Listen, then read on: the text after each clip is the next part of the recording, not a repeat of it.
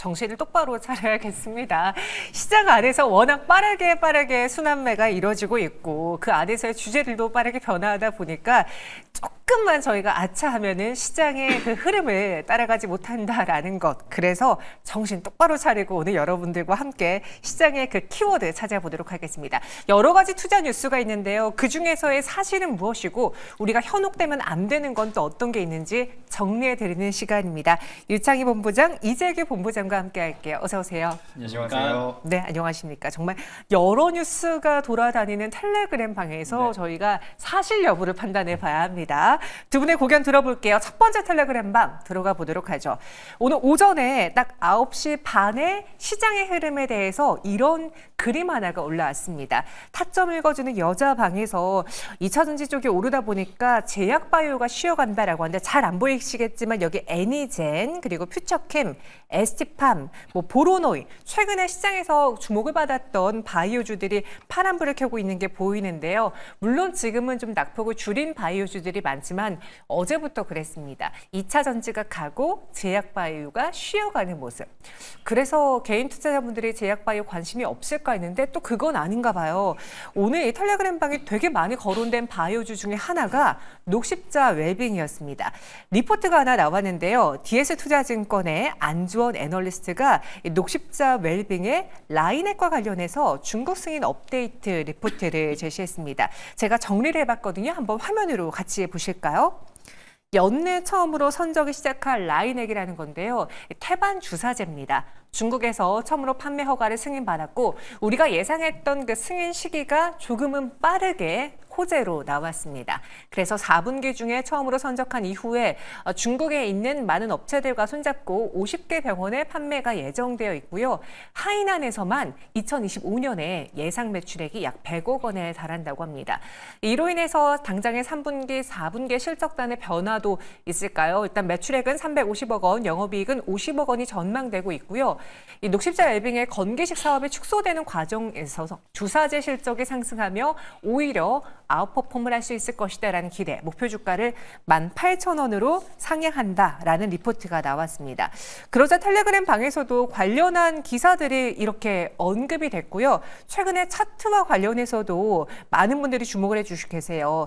올해 주식 방에서는 다들 맨날 한다 한 게 몇 년째 하면서 불신의 부분이 있었는데 그것이 해소되는 구간이라 아직은 수익 낼 수 있는 게 충분하다 봅니다라는 이런 의견도 올라왔고요. 또 오늘 바이오헬스케어 협회에서는 주식 녹십자에 당뇨병 치료제 포트폴리오 확대 소식을 전하기도 했습니다.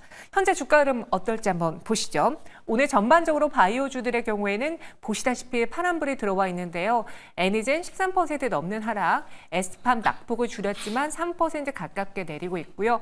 종근당도 파란불입니다. 녹십자 그룹주도 오전장에는 좀 강했는데 지금은 다시 매도로 전환되긴 했어요. 대표적으로 녹십자 웰빙 오전에 시세 분출된 거 보이시죠? 그런데 다시 이내 잠잠해지면서 0.74% 하락하고 있고요. 최근에 주가 흐름을 보시면 오늘은 하락세를 보이고 있지만 전반적으로는 우상향하는 모습 나타내고 있습니다. 먼저 첫 번째 팩트 체크를 해볼게요. 2차 전지 수급이 제약바이오로 옮겨졌다. 어제 오늘 좀 보여진 건데 그것에 대해서는 우리가 우려할 만한 시그널이 있었습니까? 아니면은 그냥 약간의 손바뀜이라고 판단하십니까? 일단 2차 전지가 그동안 많이 밀렸었던 부분도 분명히 있는 것 같습니다. 그래서 제약바이오 같은 경우는 반대로 많이 올라왔죠. 그렇기 때문에 자금이 2차 전지 쪽으로 완벽하게 옮겨간다라고 보기보다는 제약바이오 같은 경우도 일정 수준의 조정에 들어갔다라고 보시는 게 맞지 않을까 싶습니다. 그리고 장 초반에 제약바이오가 전반적인 약세를 보였지만 지금 대다수의 종목군들이 아랫꼬리를 길게 달고 있는 부분들이 있거든요. 그래서 어쨌든 지금 우리나라 시장에서 주도 섹터는 누가 봐도 이제 제약바이오가 아닌가라는 말씀을 드리고 싶습니다. 다만 이제 제약바이오와 2차 전지 모두 다 성장주라는 공통점을 가지고 있기 때문에 지금부터는 계속해서 이런 성장주를 보시는 게 맞겠다라는 말씀을 드리고요. 제약바이오가 우리가 지금 금리 인하 쪽에 대한 모멘텀들을 계속해서 체크를 하고 있는 부분인데 이제 금리 인하 쪽 같은 경우는 추후에 계속해서 지속이 될 가능성이 높기 때문에 금리 인하에 대한 수혜를 제약바이오가 받을 것이다라는 이제 이런 강력한 명분을 하나 두고 그 안에 속해져 있는 제약바이오 기업들 중에서 앞으로 성과를 보일 수 있는 기업들 위주로 좀 접근을 해보시는 게 어떨까라는 말씀을 드리고 싶습니다. 그래서 뭐 최근 이제 우리 시장에서 많이 언급됐었던 기업들도 많이 있지만 그동안 많이 못 올랐었던 기업들에 대한 관심도 필요하다라는 거죠.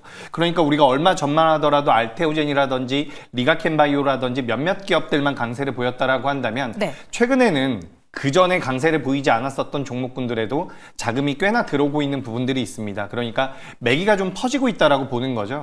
그래서 저는 제약바이오 같은 경우는 뭐 2차 전지 쪽으로 자금이 전부 다 넘어갈 가능성이 낮고 제약바이오는 여전히 주도 섹터가 되지 않을까 이렇게 말씀드리면서 2차 전지도 역시나 좋다라는 말씀 드리도록 하겠습니다. 어제 저희가 들었던 것처럼 그 제약바이오에 대한 믿음이 변하진 않은 것 같은데 근데 그 안에서 그동안의 시그니처 종목에서 좀 다양한 종목들로 퍼져나가고 있다라고 했잖아요. 네.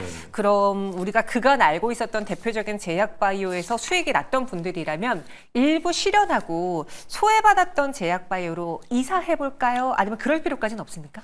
이거는 뭐 개인 투자자분들마다 좀 다를 것 같습니다. 수익이 많이 나고 있다라고 한다면 뭐 차익 실현하는 게 나쁜 건 아니죠. 그래서 수익이 많이 나고 있다라고 한다면 저는 차익 실현하시는 것도 괜찮다라고 보지만 지금 이제 종목군들을 계속해서 끌고 오신 분들이 생각보다는 많지 않을 수도 있어요. 그리고 이제 우리가 연말이 되면 양도세가 들어갈 가능성이 높기 때문에 연초부터 제약바이오를 보유해서 지금까지 수익률이 많이 커진 분들이라고 한다면 매도를 좀 하시는 것도 괜찮을 것 같습니다. 하지만 지금 제약바이오가 없다라고 한다면 앞서 말씀드린 대로 상반기 때 많이 못 오른 제약바이오 종목군들 중에서 좀 추려서 공략을 해보시는 게 어떨까라는 말씀을 드리고 싶고요. 우리가 과거에는 이제 제약바이오가 임상에 실패를 한다든지 중간중간 악재가 터지면서 굉장히 안 좋은 모습들이 많았지만 현재 우리나라 시장 같은 경우는 제약바이오가 여러 가지 호재가 겹호재가 나오고 있다라고 보시면 좋을 것 같습니다. 뭐 제가 선택하는 게 아니고요. 글로벌 빅파마들이 우리나라 기업들을 계속해서 선택하고 있는 부분들이 있죠. 그래서 금리 인하와 빅파마들의 선택 그리고 추후에 개별적인 기업들이 가지고 있는 이런 성과를 고려해 본다라고 한다면 전 제약바이오는 여전히 매력적이다. 다만 수익이 많이 나고 있다면 조금 챙기시고요. 없다라고 한다면 저는 매수 공략을 해보시는 게 맞지 않을까라는 의견 드리겠습니다. 물론 그 안에서의 투자 성향에 따라 다르긴 하지만 확실한 건 제약바이오의 수급이 다 2차 전지로 가지는 않을 것 같습니다. 우리는 계속 관심권 안에 둬야 되고 그중에서 텔레그램이 오늘 선택한 종목은 녹십제 웰빙인 것 같아요. 제가 요즘에 이 코너를 맡으면서 보니까 어느 한 방에서 나오면 이거를 퍼가요 하면서 뭔가 시장에서 하나의 기류를 만들어내는 것 같고 확실히 주가상에서도 반응을 해주는데 이 연속성 여부는 우리가 직접 판단하고 투자해야 되잖아요. 녹십제 웰빙은 지금 어떤 게 주목받고 있는 겁니까? 일단은 태반주사죠. 되게 오랜만에 듣는 것 같아요. 한때 되게 미용으로. 그렇죠. 미용도 하고 우리가 이제 줄기세포 치료? 치료제라든지 아니면 수액.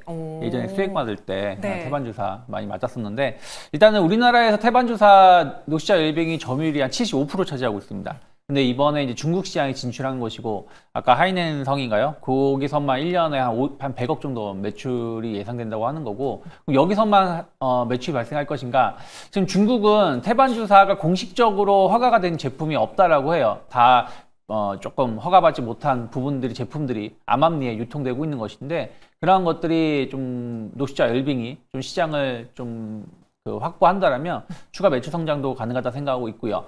또 지금 시가총액이 오늘 기준으로 2,100억인데요. 이 회사의 분기당 매출이 한 300억에서 350억 사이가 되고 영업이익이 한 40억에서 50억 사이 정도 나오거든요. 그러니까 상당히 안정적인 뭐 태반 주사뿐이 아니라 비타민 주사제 뭐 이런 부분들이 안정적인 매출을 보여주고 있기 때문에 그러면은 그 PER 기준으로 한 10배 정도 나온다고 보시면 될 것 같아요. 그래서 그런 것들 감안한다면 주가가 그렇게 비싼 건 아니다 생각 좀 하고 있어요. 그래서 일단은 이슈가 나온 거에 대해서 주가가 최근에 보면 한 8,000원에 있던 주가가 14,000원대까지 언저리까지 올라왔다가 약간 차익선 매물이 나오는 것인데 제가 보는 게 맞다라면 뭐 기술적 분석이 전부는 아니지만 한 10,000원, 11,000원 초반 정도가 지켜진다라면 추가 상승 가능성. 이게 사실은 지난 2월달, 3월달에 저항으로 자리했던 자리에서 딱 이제 돌파했다가 눌림목이 나오는 거기 때문에 한 11,000원 정도가 지켜진다라면 2차 상승 가능성도 열어놓을 수 있지 않을까 판단하고 있습니다. 녹십자 웰빙에 대해서도 충분히 우리가 주목해 볼 만한 그런 뉴스다라는 언급이고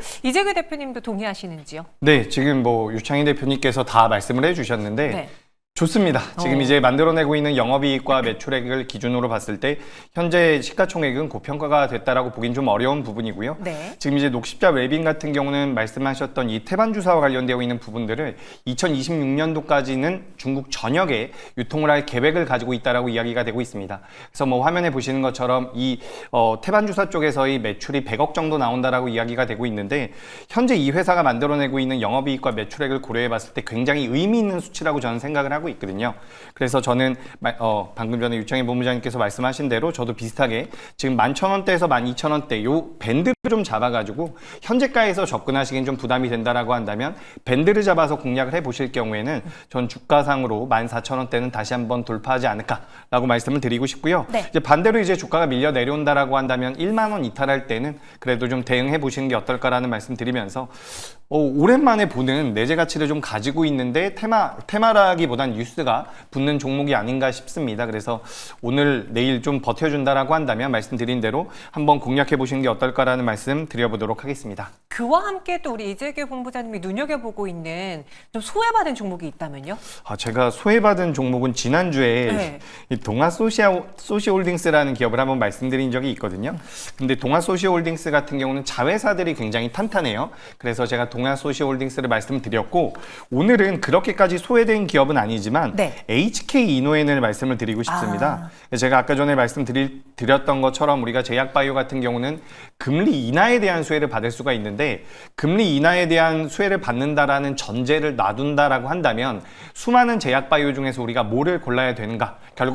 결국에는 성과가 나온 기업들을 고를 필요가 있다라고 저는 보고 있거든요. 그래서 HK 이노엔 같은 경우는 K캡 쪽에서의 매출이 안정적으로 나오고 있는데 이 부분들이 이제 미국 시장에서도 진출이 된다라고 한다면 매출이 좀 더 가파르게 늘어날 가능성이 높다라고 보고 있습니다.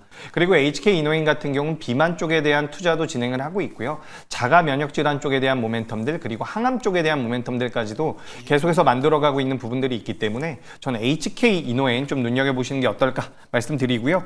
만약에 공략을 해보신다라고 한다면 현재 5만 원대에서 거래가 되고 있는데 손절 라인은 10% 정도 잡아보시는 게 어떨까. 그리고 목표가 같은 경우는 6만 2천 원대로 약 20% 정도의 목표가를 잡고서 공략을 해보셨으면 좋겠습니다. 저는 제약바이오는 지금 시장에서 많이 올라왔다라는 분석들도 있지만 구조적으로 저는 네. 추가적인 상승이 나올 가능성이 굉장히 높다라고 보고 있거든요. 그래서 관심 있게 보시는 게 좋겠다라는 말씀 드리면서 HK 이노엔 다시 한번 말씀드리도록 하겠습니다. 네, 그래서 HK 이노엔을 우리가 눈여겨봐야 될 제약바이오주로 선택을 했습니다.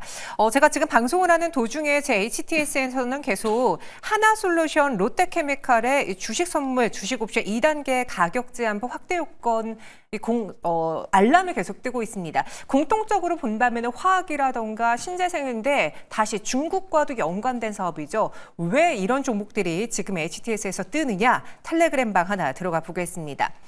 오늘 그 중국에서의 이야기가 나왔죠. 지금 지급준비율 인하 이야기가 나오면서 오전장만 해도 중국 상해 종합지수가 빨간불을 켜고 있긴 하지만 그렇게까지 과하게 반응하지 않았거든요. 그런데 오후 들어서 지금 보시는 게 상해 지수입니다. 그런데 오후 들어서 갑작스럽게 지수의 탄력도가 높아졌습니다. 그 안에서 어떤 종목군이 움직이나 봤더니 오늘 중국 내에서는 부동산 관련주들이 확실히 정부 정책의 효과를 받으면서 불이 타오르고 있다고 합니다. 그러다 보니 국내 시장에서 그럼 연관돼서 볼 수 있는 게 뭐가 있을까? 대표적으로 화학이 떠오르겠고요. 건설이 떠오르겠죠. 그래서 조금 전에 본 것처럼 롯데케미칼의 주가가 크게 올라주고 있습니다. 현재 하나솔루션은 10% 넘는 급등을, LG화학은 7.99%, 롯데케미칼 송원산업 8% 넘게 상승세를 보여주고 있고요. 여기서 조금 더 시선을 크게 넓혀보면 엔터까지도 올라준다고 하네요. 뭔가 좀 경기 부양에 대한 기대, 그럼 중국인들이 소비를 많이 할까? 그래서 뭐 하이브도 지금 상승은 미약하지만 분봉으로 봤을 때 갑자기 오후 들어서 시세가 분출되며 2%가량의 상승을 보여주고 있고요. JYP 엔터는 7% 넘는 급등을, SM도 Y젠터와 함께 4에서 5% 오름세를 보여주고 있습니다. 오히려 오전에 나왔던 뉴스인데 네. 오후의 시장 반응이 조금 더 뜨거운 게 이 상해 지수 흐름을 보고 우리가 투자해서 그런 걸까요? 그런 것 같아요. 인민은행 총재가 지금 기자회견에서 연내 지급 준비율을 인하할 것이다. 그리고 단기자금 레포 금리를 좀 낮추겠다라는 얘기가 좀 나왔습니다. 차트 한번 보신다라면 이게 지금 MSCI 차이나 A50 종목의 주가 지수인데 네. 12시부터 갑자기 급등하면서 지금 4% 갑자기. 정도 상승을 보여주고 있습니다. 그럼 12시면은 우리나라 시간으로 1시간 차이 나니까 우리나라 관련해서는 1시 이후에 관련된 기업들이 좀 영향을 미치고 있다 생각하고 있고 그러면서 뭐 GS건설이라든지 뭐 이런 기업들 보면은 주가가 딱 그때 이후부터 조금 상승세를 좀 보여주고 있지 않나 생각 좀 하고 있습니다. GS건설도 차트를 좀 본다라면 딱 11시, 12시, 1시부터 좀 상승폭을 좀 키워나가는 모습이고요.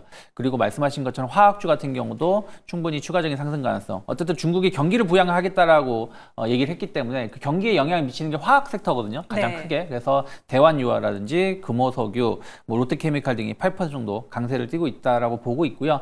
일단 이게 오늘 아직 지준을 인하한 건 아니고 맞아요. 뭐 인하하겠다라는 건데 이게 지금 중국이 경기 부양에 대해서 그러니까 지난 한 6월 달까지는 상당히 공격적으로 경기를 부양하는 것 같은 모습을 보여줬는데 최근 몇 달 동안은 그런 게 좀 없었어요. 근데 이제 다시 하반기에 조금 이쪽에 집중하겠다라는 분위기가 나온다라는 것은 어쨌든 글로벌 증시가 미국도 비컷을 하면서 유동성이 늘어날 수 있는 부분들 아니겠습니까? 거기에 대한 어떤 기대감들이 나오면서 약간 금리 인하 수혜주 쪽으로 해가지고 뭐 건설이라든지 화학 이런 쪽에 상승하고 있고 바이오주들도 오늘 아까 오전보다 오후가 달라지는 모습들도 네. 이 부분이 좀 일부 영향이 있지 않나 판단을 좀 하고 있습니다.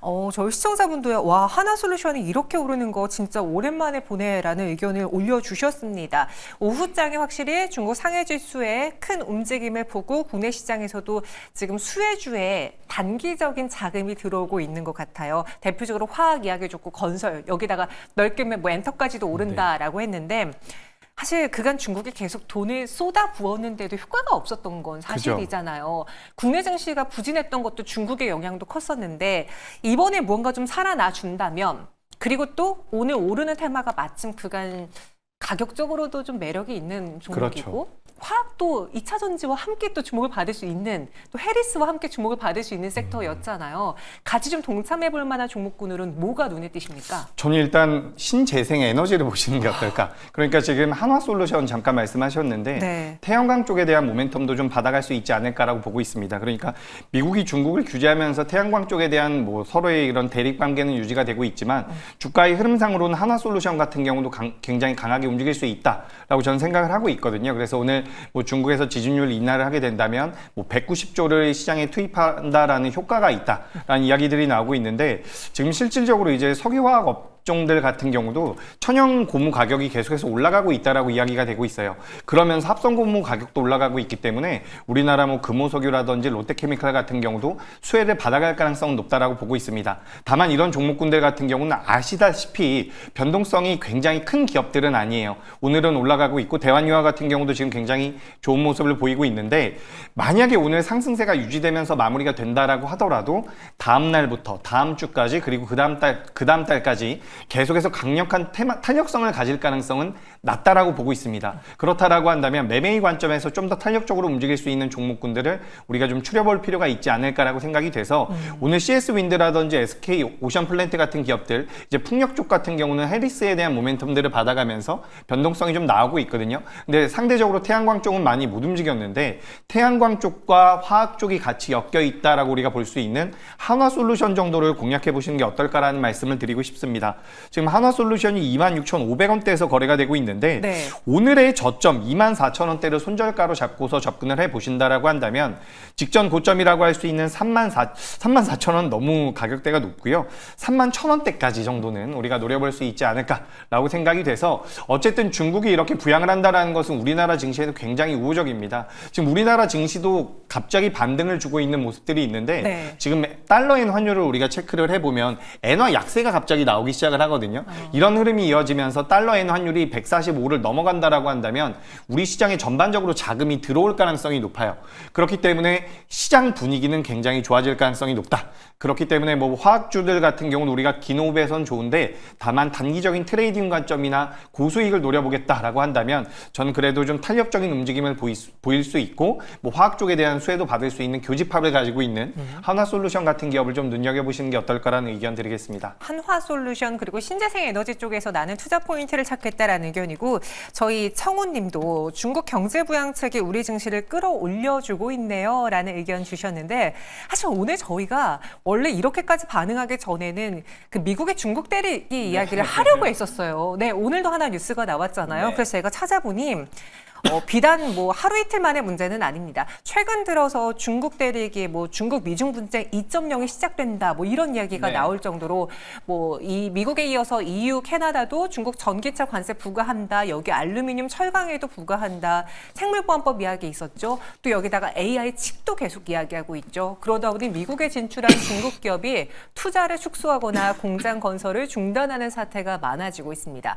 앞으로 바이든 행정부는 무인기, 사물인터넷, 클라우드 서비스 등에서도 계속 제재를 확대할 걸 검토하고 있다라고 하는데 혹시 중국이 네. 이런 미중 분쟁이 자신들의 경제에도 타격을 줄 거라는 걸 알기 때문에 그쵸. 조금 더 선제적으로 경기 부양책을 공격화할 수도 있지 않을까요? 뭐 충분히 나올 수 있다 생각을 좀 하고 있어요. 어쨌든 중국 경기가 안 좋은 부분들은 전 세계의 경기에도 영향을 미칠 수 있는 부분들이고 어쨌든 이제 그 미국이랑 유럽이 최근에 중국 관련돼서 규제가 있고 수출이 좀 막히다 보니까 그러면 그 생산한 물량을 또 내수로 또 소비해야 되는 부분들이 좀 있다 생각을 좀 하고 있어요. 그래서 꾸준하게 경기 부양을 불러일으킬 가능성이 높다 생각을 좀 하고 있고 그와 관련해서 수혜주들 뭐 오늘 그 지준율이 인하한다니까 엔터주들이 움직이는 부분들도 약간 이제 중국 소비가 좀 늘어날 수 있다는 부분들 그러면 또 봐야 될 게 아직은 반응하고 있지 않지만 또 화장품주들이거든요. 또 이제 화장품. 그렇죠. 그러면서 또 이제 중국향 그 매출 비중이 높은 거, 아모레퍼시픽 같은 경우도 충분히 이런 것들이 좀 주가에는 긍정적인 영향을 줄 수 있지 않을까 생각 좀 하고 있습니다. 그래서 지금은 반응하고 있지만